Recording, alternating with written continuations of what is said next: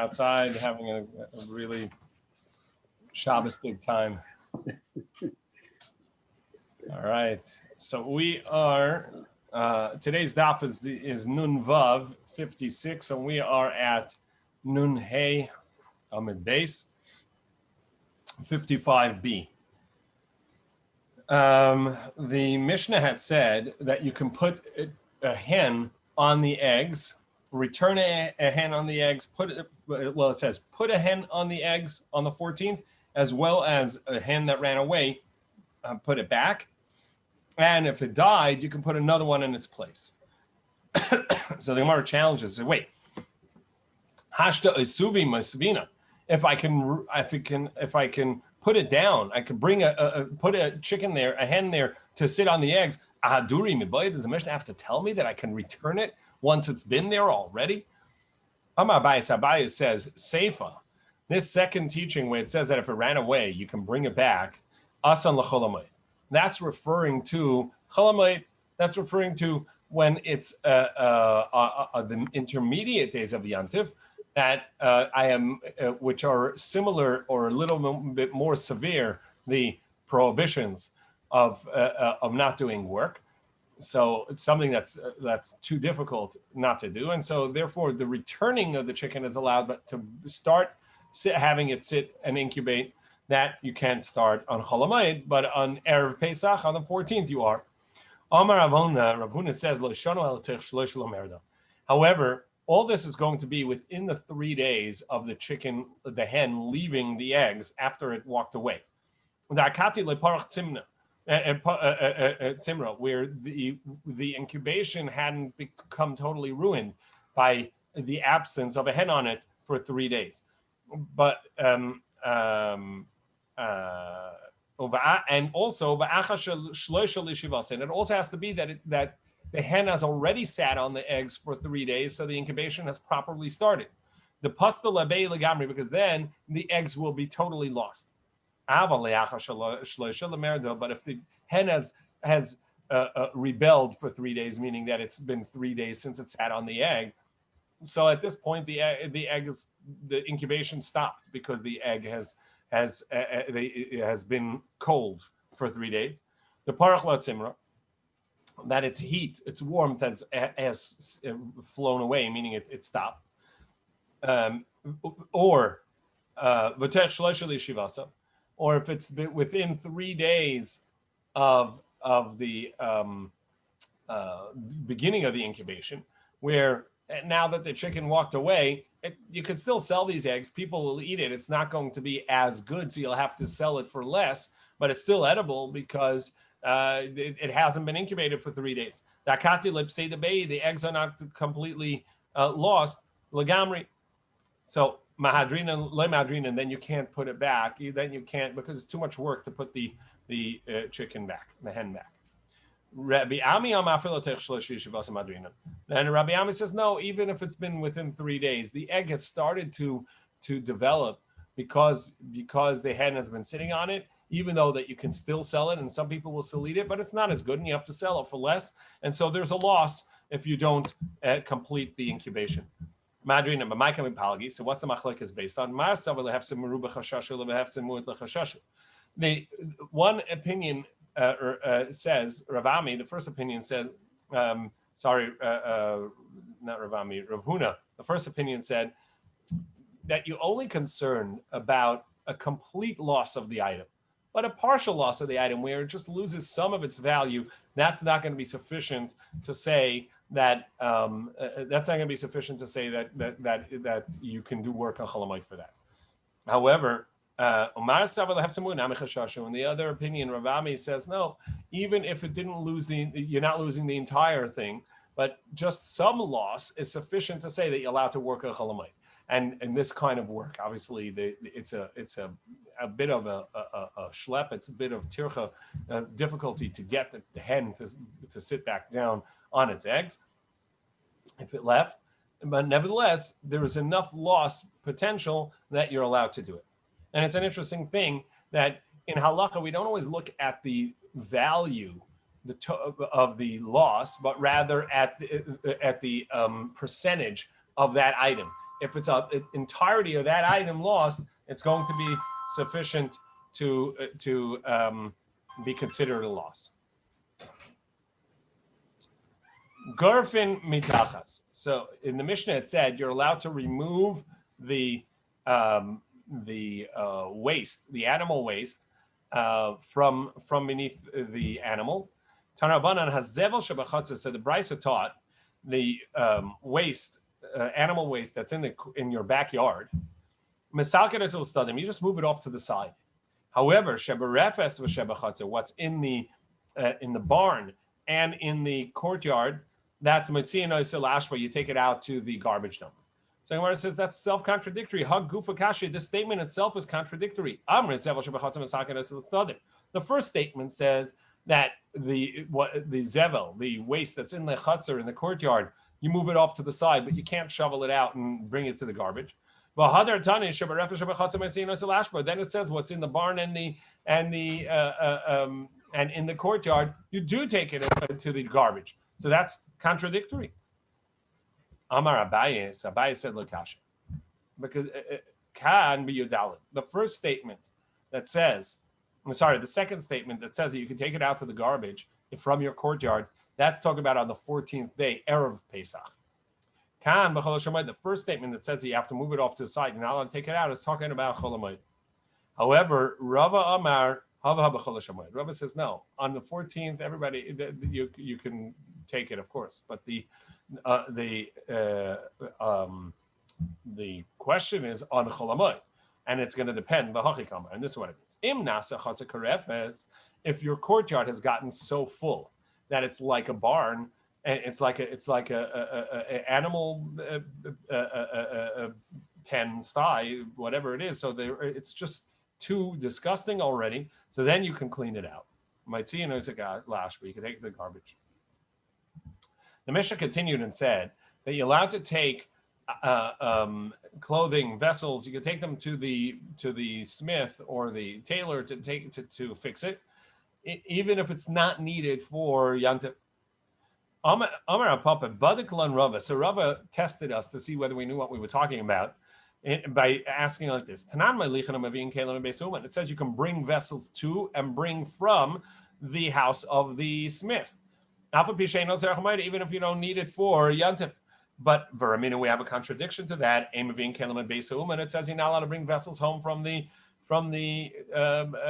smith, from the professional that fixed it. But if you're afraid that maybe they're going to get stolen where they are, so you can move it out to another courtyard from the smith to some neighbor. So you can't bring it home. So that's a contradiction. And so we answered Rava by saying Lekash. It's not a question.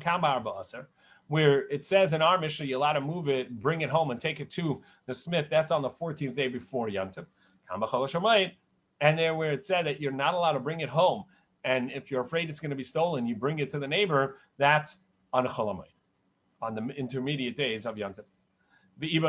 Or perhaps, or even it could be that both of them talking about on the intermediate days of Yantiv, which is a more strict prohibition.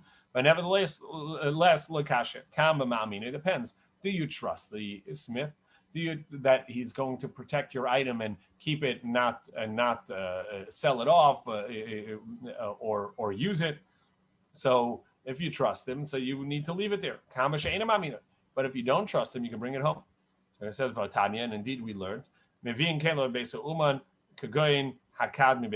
can bring vessels home from the smith, whether it's a jug from the jug maker, or a glass from the glass blower. But you can't bring wool from the wool dyer, the one that dyes the wool a certain color, and not vessels from a smith. So we see that certain things you can't bring home. And if the smith doesn't have money and doesn't have what to eat for Yantiv, so pay him. And this way he can get paid and have what to eat. And leave the product, leave the item by him. But if you're afraid to leave it because maybe he's going to charge you a second time, so then take it away from there and move it to a neighbor where you'll be able to pick it up. And if you're afraid that it's going to be stolen from there, so then you bring it in a hidden manner home, so nobody sees that you're bringing this home on Yantif, on Cholamoid, on the intermediate days of Yantif. So Taratza Mavian. So this is all explaining bringing it back. But why would you be bringing it to the smith? And our Mishnah says you can even bring it to the smith. And if it's all talking about Cholamoid, we understand why it would be that you're allowed to bring it home. But there's no explanation as why you're allowed to bring new vessels to the smith. If you're not allowed to bring it home, for sure you're not allowed to bring it there. Must be that the correct answer is like we said before, that our Mishnah is talking about on Cholamoid, on Erev Yantif, where you're allowed to bring vessels and pick up vessels from the smith, and the Brisa is talking about on Chol Hamoed, on the intermediate days, where you're not allowed to bring the vessels home unless you're afraid. So Shisha Devarim Asu Anshe Yericha. So Shisha Dvarim Asu Anshe Yericha Al Shloisha Michu B'Yadam Al Shloisha LeMichu B'Yadam. There are 6 things that the people of Jericho, of Yericho, did. 3 of them, the Chachamim said that was a wrong thing to do. Don't do that. And 3 of them, they did not stop them. They did not tell them you're doing the wrong thing. Ve'elahin, and here they are. The ones that Shaloi Michu, that they did not stop them and tell them you're doing the wrong thing. Markivin the Kalim Kaliyat, that the entire day of Erev Yantiv, they would be grafting trees. The Gemara was going to tell us what kind of grafting they were doing of palm trees. And they would bind the Shema. And the Gemara is going to discuss what does that mean. What did they add or take away from the Shema that would have been worthy of some sort of correction. They would also harvest and make piles of wheat, of grains, prior to the Omer, prior to the 16th the 16th of Nisan, the second day of Pesach, which they would bring a barley offering from the new grain, and they would already harvest even before it was brought. And the Gemara is going to explain all this.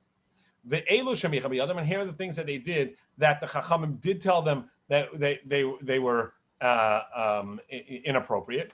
So Matirin Gamzia Shel Hekdesh, trees that had been dedicated to the Beis HaMikdash, so they were Kodesh, and there were 2 types of trees, carob trees and sycamore trees, that the first time they grow, they would cut it down a little bit, and then the new shoots that grow would grow stronger and bigger. And because the dedication or the gift to the Hekdesh was only the original trunk and tree, so all the new shoots, all the new branches, they would consider not a part of the donation, and they would keep it for themselves. And on that, the Chacham told them, no, you're making a mistake, you're wrong. And now at the top of Nun Vav and Aleph 56a, and they also would eat from fruit that had fallen off the tree on Shabbos, b'Shabbos. And now also the Chacham told them, you're making a mistake. And also they would leave the corner of the field from vegetables. And as you know, one of the gifts to the Levi and the poor of farmer is that they have to leave a corner of the field for the poor to come in and take for free. However, there's only specific foods that's necessary for, and for some it's not necessary, as the Gemara is going to tell us the requirements. And since they would leave them, even though it wasn't required for these vegetables, what would end up happening is that the people would eat these without tithing them. But actually, they needed to be tithed because they're not a part of Peah, which is exempt of Maaser. And so they should have tithed it. And so the Chacham told you, make a mistake, you're causing a problem here. And the Chacham told them not to do so. So once we have a list in our Mishnah, the Gemara is going to tell us another list of things that were done other lists of things that were done. Some were agreeable and some not. Taner Rabbanan the Brisa taught Shisha Dvarim Asa Chizkiyahu HaMelech. Chizkiyahu HaMelech Hezekiah, he did six things, three of which the Chachamim praised him for, and three they didn't. Now, all six of them seem to be maybe problematic, but he had, with each one of them, there was an explanation. So, three of them, they thanked him, they praised him, and three not. Girer Atzmes Aviv. His father, Achaz, who was a very evil person, when he died, instead of giving him a stately funeral, he gave him a simple funeral. He took instead of pulling him on a royal chariot and bed, which the way it would have been done for a king, he took him on a regular bed of ropes, the way the commoners would be taken, and he just had him pulled through the city that way to his grave. Al mita shechavalim, on a bed of ropes. V'haidulai, and they thanked him. Even though it seemed like it was disrespectful to his father, it was actually a great respect for his grandfather, who was greatly pained by the fact that Achaz had turned away from and turned out so evil. And it was a way to show that his father needed atonement, and a form of atonement to his father, that his father didn't get the honor for the evils that he had done. So they thanked him. Kises nachasha nachoshes. Also, the copper snake that Moshe made and put on top of a staff when the people were being bitten, to remind the people to look up at the snake, and that they should see that behind the snake comes the heaven, that the snake biting is really a message from Hashem. And this way, when they looked up and looked at the snake, they saw the heavens and thought that, they realized that the snakes themselves are being sent by Hashem. That purpose was at some point was lost, and people would look at the snake as a form of healing itself. It's interesting that the sign of medicine today is a snake on a staff. So in order to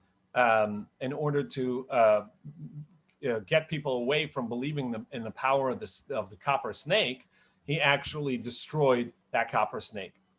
And they thanked him. And similarly, Ganaz Sefer Refuas v'hodolei, he hid a medical guide, a guide of potions or of herbs that were healing.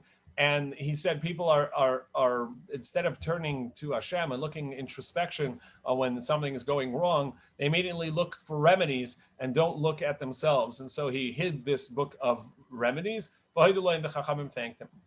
But three things he did that they did not thank him. He either cut down the doors or peeled the gold off of the gold-plated doors of the Heichal of the Beis HaMikdash.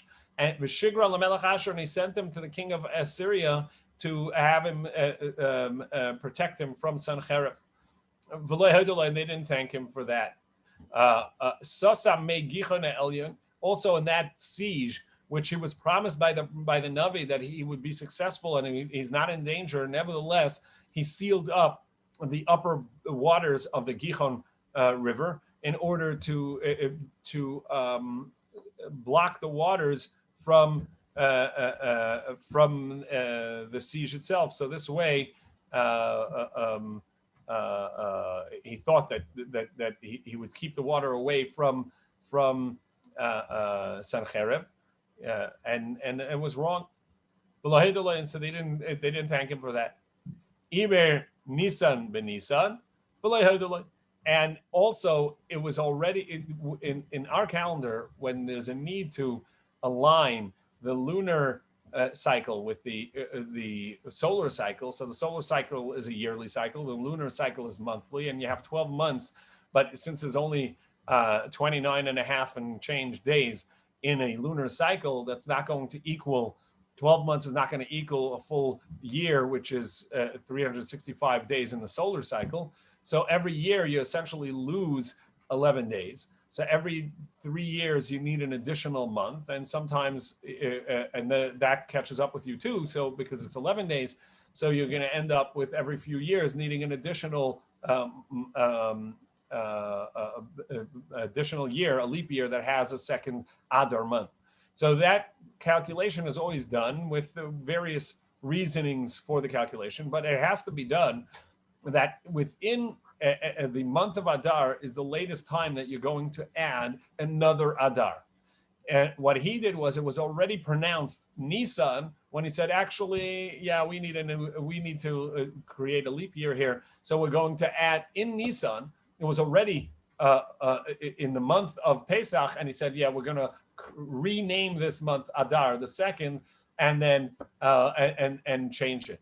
And so Iber Nisan, he extended the year in Nisan. It was already Nisan. They didn't agree to it because it has to be done already it has to be done while it's still the previous year.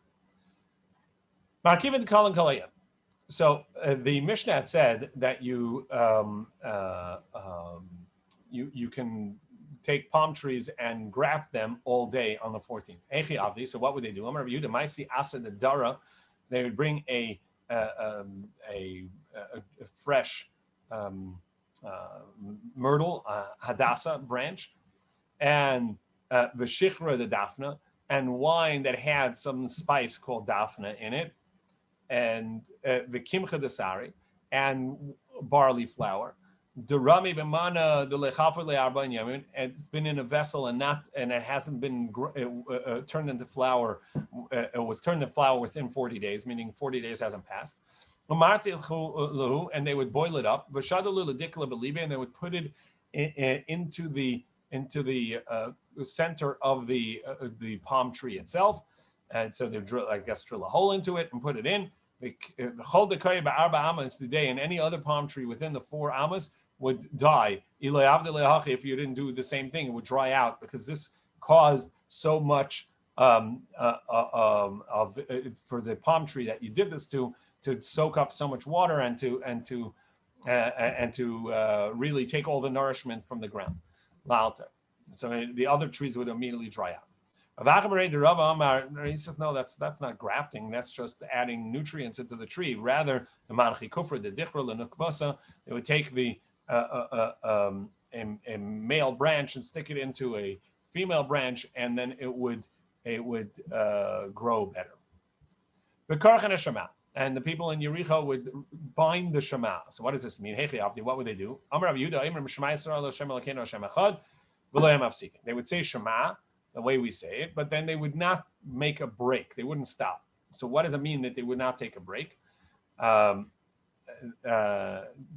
Between the word echad and va'ahavta, they would not take a break, even though you should lengthen the echad and then say another pasuk, as we say Baruch Shem Kavod Machusa.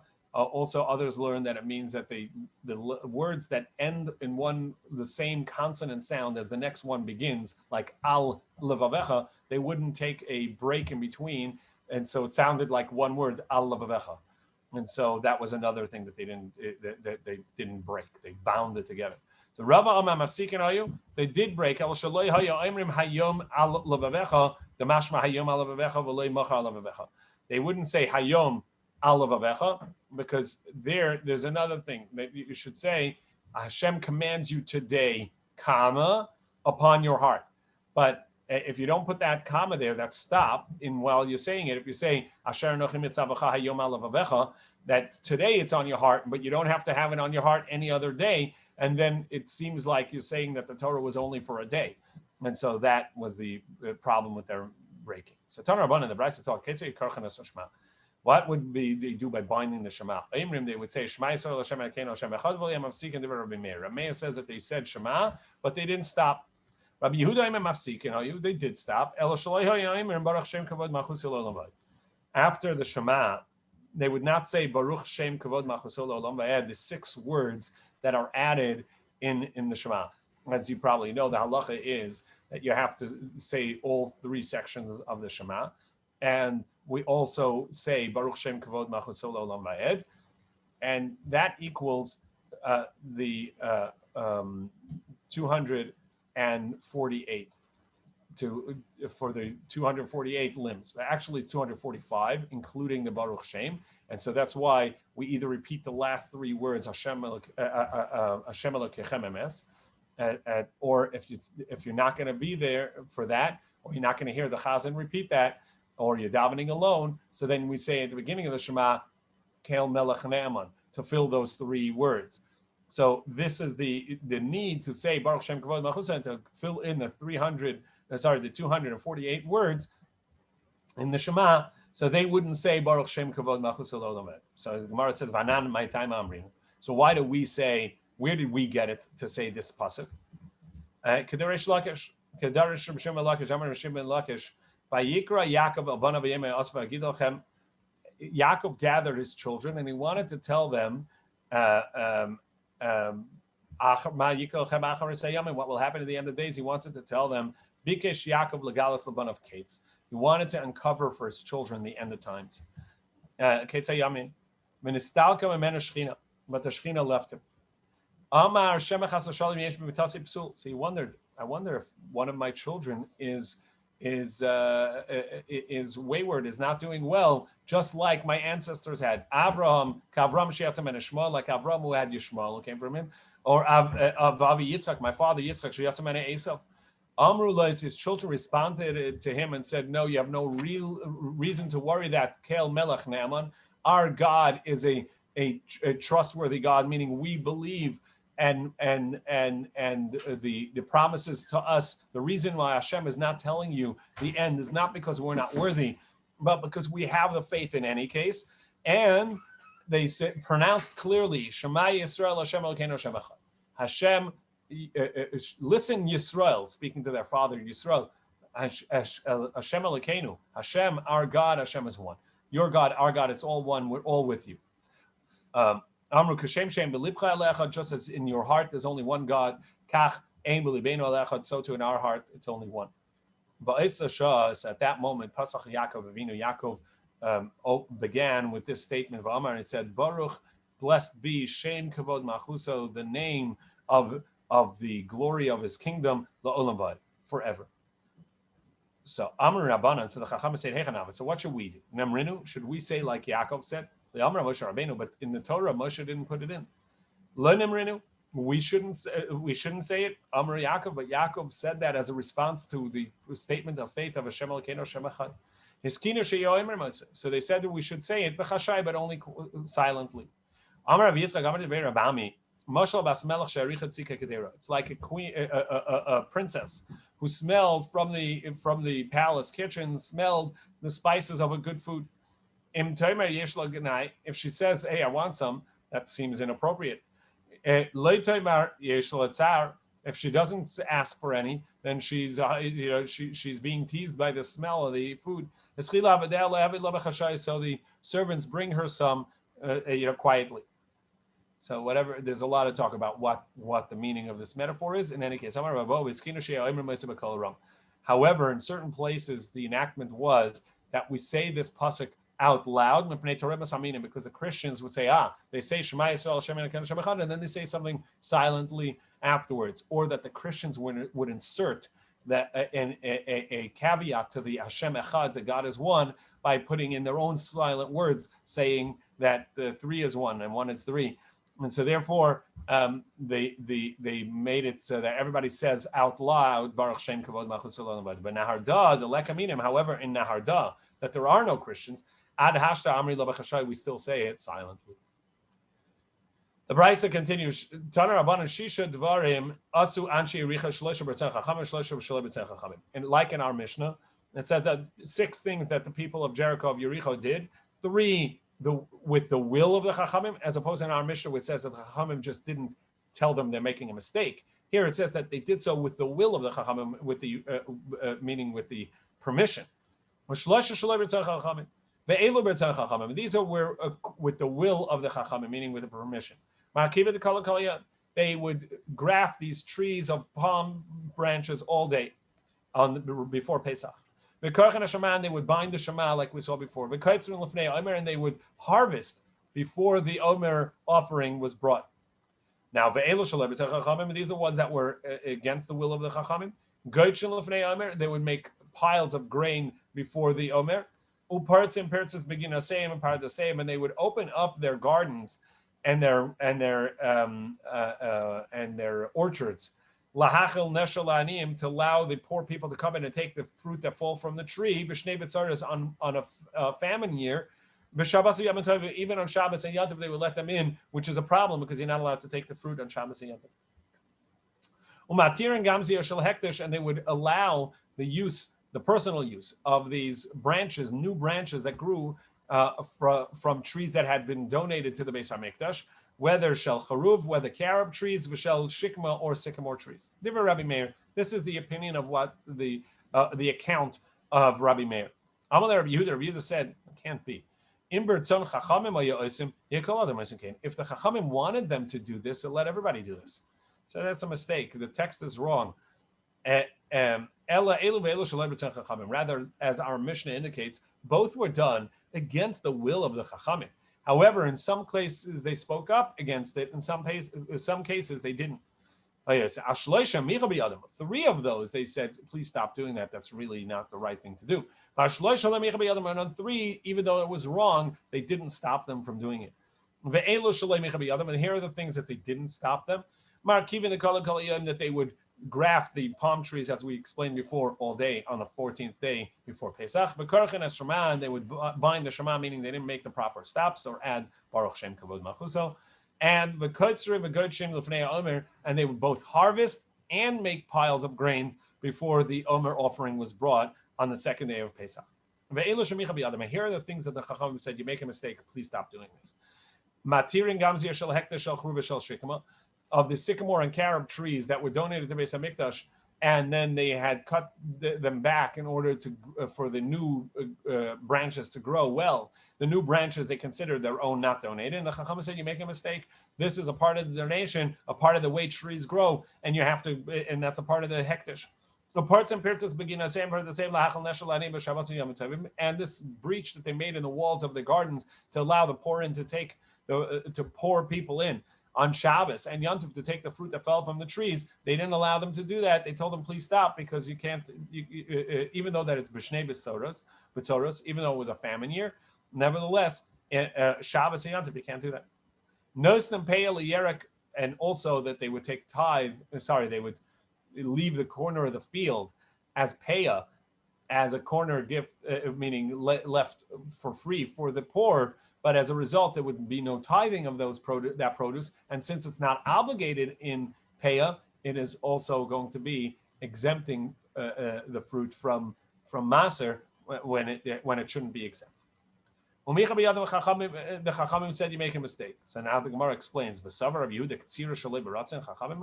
Wait, so Rabbi Yehuda is saying that the harvesting of the grains was done against the will of the Chachamim, Katsira? Now, I understand making the piles, but the harvesting, what's the problem with the harvesting? So here we get to the heart of what the Omer offering is. The Omer offering is all the grains that grow through the year, you're not allowed to eat. It's a prohibition of Chadash until the 2nd day of Pesach in the morning, when they would go out and they would harvest. They would bring a sickle and cut down from the stalks of the barley, and bring that in and make a mincha offering, grind it down and sift it, a whole process, and they would make a barley offering, the Omer offering, and that would allow for the beginning of the harvest, and all the grains that were already planted and took root prior to that offering are permitted the next year, that year, as yashan, as the old grains. Now, the halacha is going to be that this is no one's allowed to harvest before the barley is harvested for the Omer. However, there is an exception. If there are fields that you don't bring the Omer from because they're not the best barley fields, they're not good barley fields, then they're allowed to start the harvest anyhow earlier, because anyhow the grain is not going to come from it. So Tanan, we learned the the people in Jericho, the Yericho, allowed to harvest before the Omer, with the will of the Chachamim, because in any case they were in a valley, and the barley from there is not so good, and so they're not going to be brought to the Beis Hamikdash anyhow. It's not the Omer is not going to be brought from there. However, the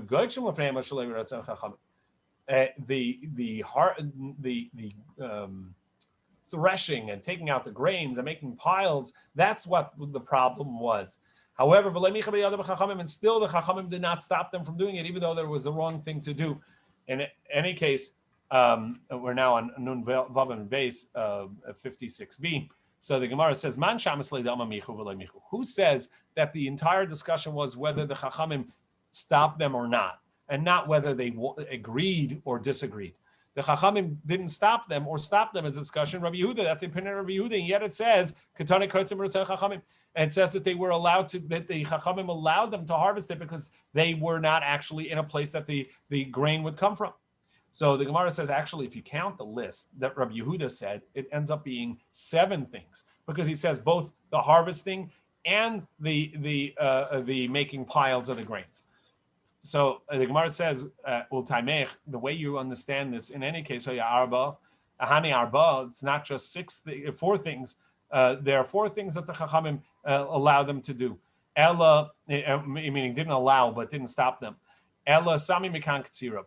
So since we said it's a total of 6, 3 that they didn't stop them, and there's a list of 4, so obviously one of them is a mistake. So the harvesting was actually is a mistaken part of the text. Mishnah says, said that they allowed the sycamore trees and the carob trees that had been donated to the Beis Hamikdash, the branches that grew, they would allow them to use it.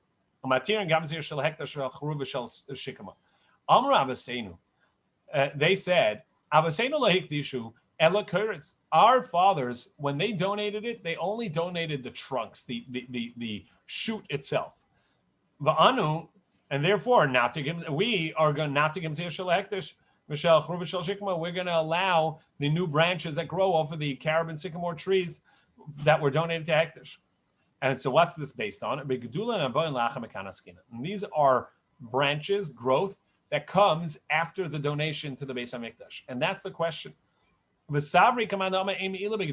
And they said, look, we learned that there is an opinion that says that there's no me'ila, there is no transgression of misuse of hektish when you misuse the branches that grew after. And the Rabbanan said to them, fair enough. It's true, there may not be a transgression of me'ila, but isura mi'eka. But there's still a prohibition. You're not allowed to use it. It still belongs to hektish. You won't transgress the level of me'ila where you have to pay back 125% and bring a korban from the misuse, but it's still going to be prohibited on account of that it's not meant for your usage.